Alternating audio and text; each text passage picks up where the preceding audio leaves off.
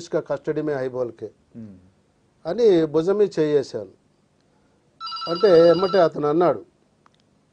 Sorry sir, continue చేయండి caller. Hello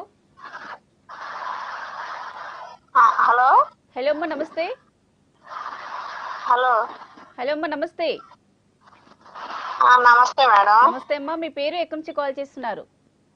నా పేరు దర్యాబి అండి, గుంటూరు జిల్లా నుంచి చేస్తున్నానండి.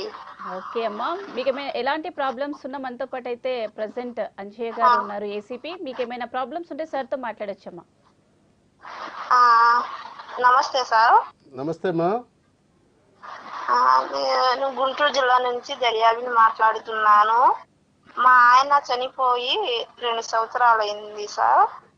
తర్వాత మా అత్తోళ్ళు అయితే ఇంట్లో నుంచి నువ్వు ఖాళీ చేసి వెళ్ళు అని చాలా ఇబ్బంది పడుతున్నారు. నాకు 4 పిల్లలు సార్, 3 ఆడపిల్లలు, 1 మగ పిల్లోడు. అలా చేస్తుంది. నేను ఇప్పుడు ఏం చేయాలి సార్? అమ్మా మీకు దగ్గరలో ఉన్న ఇప్పుడు మహిళా పోలీస్ స్టేషన్ ఉంటుందమ్మా, అక్కడికి చెప్పారా? అక్కడ లోకల్ పోలీస్ వాళ్ళకి చెప్పారా? ఇంకా చెప్పలేదు సార్. పెద్దోళ్ళని నేను పెద్దోళ్ళు వచ్చి పెద్ద మనుషుల దగ్గర నేను పెట్టేసాను సార్. చెప్తే కూడా ఆమె వినట్లేదు సార్. లేదమ్మా, మీరు అక్కడ దగ్గర మహిళా విభాగం ఉంటుంది, ఆడికి పోయి మీరు కంప్లైంట్ మీకు జరిగిన కంప్లైంట్ రాసి ఇవ్వండి. వాళ్ళు తప్పనిసరిగా యాక్షన్ తీసుకుంటారు. న్యాయం జరిగిద్దా సార్? 100% జరుగుతుందమ్మా.